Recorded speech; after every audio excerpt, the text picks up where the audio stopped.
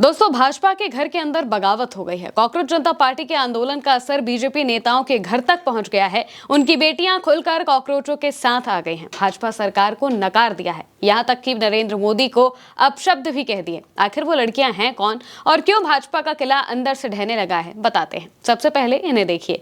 नाम है यशस्विनी सिंह, काम खुलकर कॉकरोचों का समर्थन करना। उत्तर प्रदेश में बीजेपी के पूर्व विधायक विक्रम सिंह की बेटी हैं, जिन्होंने जेंजी के आंदोलन का खुलकर समर्थन किया है। यशस्विनी सिंह ने 29 जुलाई को कतर के अल जजीरा प्लेटफॉर्म पर एक इंटरव्यू दिया। इस इंटरव्यू में उन्होंने तमाम तरह की बातें की और बताया कि किस तरह से वो कॉकरोच जनता पार्टी को सपोर्ट करती हैं। यशस्विनी ने धर्मेंद्र प्रधान के इस्तीफे पर कहा कि इस्तीफे को निर्णायक मोड़ के रूप में देखना बहुत दूरदर्शी है।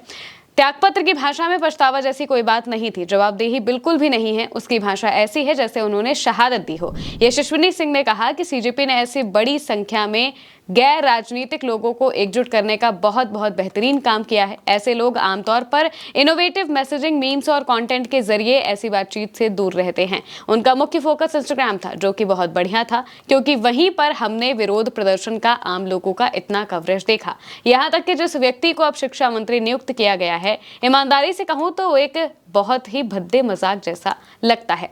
यहाँ पर यशस्वी खुलकर कॉकरोच जनता पार्टी का समर्थन कर रही हैं और पुराने शिक्षा मंत्री के साथ ही नए शिक्षा मंत्री पर भी सवाल खड़े करते दिखाई देती हैं। यानी कि उनके पिता बीजेपी में है, लेकिन फिर भी वो खुलकर बीजेपी का विरोध कर रहे हैं, बीजेपी की सरकार में मंत्रियों का विरोध करते हुए दिखाई दे रहे हैं। दूसरे नंबर पर हैं दिविशा महंत।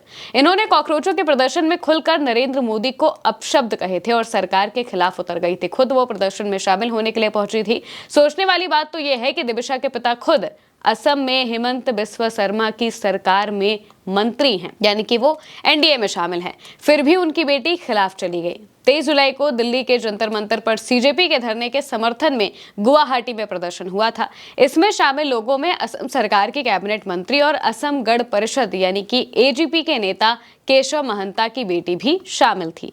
दिविशा यूके से पढ़ी लिखी है। दिल्ली के जंतर मंतर पर 20 जुलाई को छात्रों पर पुलिस एक्शन के खिलाफ वो सड़क पर उतरी थी। इस दौरान पीएम मोदी के खिलाफ नारा लगाते हुए इंसाफ की मांग करते हुए उन्हें सुना गया था। दिविशा को एक और वीडियो में ये कहते हुए सुना जा सकता है कि ये बहुत ही दुखद है और मैं बता नहीं सकती कि जो हिंसा हो रही है उसे देखकर मुझे कितना बुरा लग रहा है। छात्र शांतिपूर्ण तरीके से विरोध करना चाहते थे, लेकिन मामला हिंसक हो गया।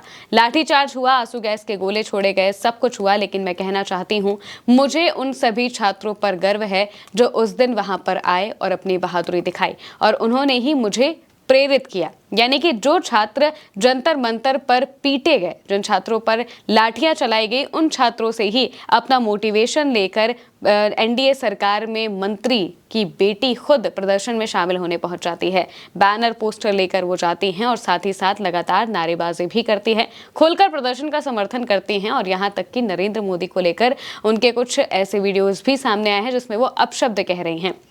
इसके साथ में ही वो खुलकर सरकार को क्रिटिसाइज करते हुए दिखाई देती हैं और उन पर खुद असम के सीएम हिमंत बिस्वा शर्मा ने एक टिप्पणी भी दी थी। कहा था कि कल को अगर मेरा लड़का कल को मेरे खिलाफ खड़ा हो जाए तो इसमें आप क्या कर सकते हैं। हो सकता है कि वो दूसरों की पैरवी करे या फिर ऐसे लोगों की पैरवी करे जो कि जिन्हें मैं पसंद नहीं करता हूँ। तो पिता की आइडियोलॉजी के हिसाब से बेटियों की या फिर बच्चों की आइडियोलॉजी को नहीं देखना चाहिए। इस तरह की बातें वो कहते हुए दिखाई दे रहे थे, यानी कि वो किसी तरीके से सोच रहे थे कि हम डिफेंड कर ले जाएं इस बात को। अब तीसरे नंबर पर हैं भाजपा सांसद अपराजिता सारंगी की बेटी अर्चिता सारंगी। अर्चिता ने इंस्टाग्राम पर तिरंगे के इमोजी के साथ लिखा था, जय हिंद। नीट पेपर लीक को लेकर हुए बड़े छात्र आंदोलन के बीच धर्मेंद्र प्रधान ने इस्तीफा दे दिया। दूसरी ओर उनकी मां समेत ओडिशा बीजेपी के कई नेताओं ने धर्मेंद्र प्रधान के प्रति अपनी सहानुभूति दिखाई थी। बीजेपी नेताओं ने अर्चिता की पोस्ट की आलोचना की।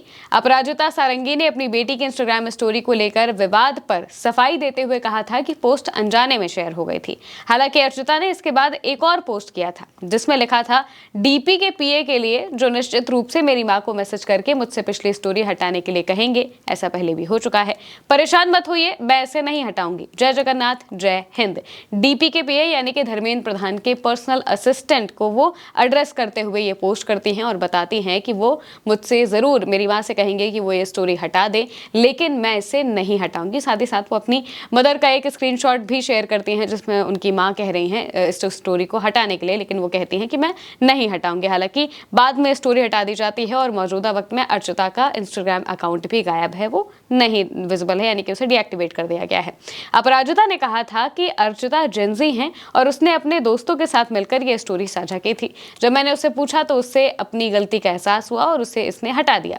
उन्होंने कहा कि उसने बताया कि ये स्टोरी अनजाने में पोस्ट हो गई थी। उस समय मैं ओडिशा में अपने संसदीय क्षेत्र में थी और वो दिल्ली में थी, यानी कि किसी तरह से वो कवर अप करने की कोशिश कर रही थी, जनता को या फिर लोगों को ये बताने की कोशिश कर रही थी कि वो बीजेपी के साथ है या फिर धर्मेंद्र प्रधान के साथ है, उनके बच्चे भी उनके साथ हैं। लेकिन असल में ऐसा हो नहीं पाया, क्योंकि जब इंस्टाग्राम पर या फिर किसी भी सोशल मीडिया साइट पर इस तरह से चीज़ें वायरल होती हैं, समझ में आती है, तो लोगों को समझ में आ जाता है कि आखिर क्या चल रहा है, क्या नहीं चल रहा है। जानबूझकर पोस्ट हटाने को कहा जाएगा, ये भी समझ में आता है।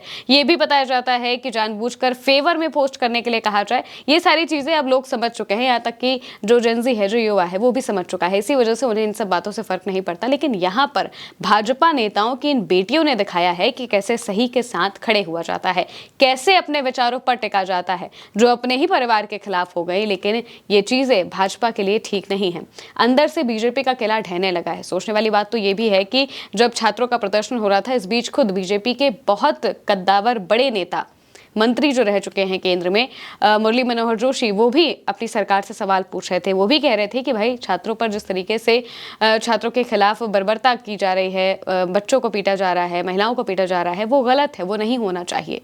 यानी कि वो भी सवाल पूछने लगे थे। और कोई भी पार्टी या फिर कोई भी व्यक्ति दूसरों के, बाहरियों के सवाल का जवाब तो बड़े आसानी से दे लेता है, लेकिन अगर अंदर से सवाल पूछे जाने लगे, अगर अंदर से भरोसा टूटने लगा, तो फिर चीजें मुश्किल हो जाती है। और यहाँ पर बीजेपी के साथ यही हो रहा है, अंदर से ही किला ढहने लगा है। यानी कि एक प्रदर्शन ने भाजपा की नींव हिलाकर रख दी है। फिलहाल के लिए मेरे यानी महिमा के साथ इस खबर में इतना ही। आप देखते रहिए उल्टा चश्मा यूसी।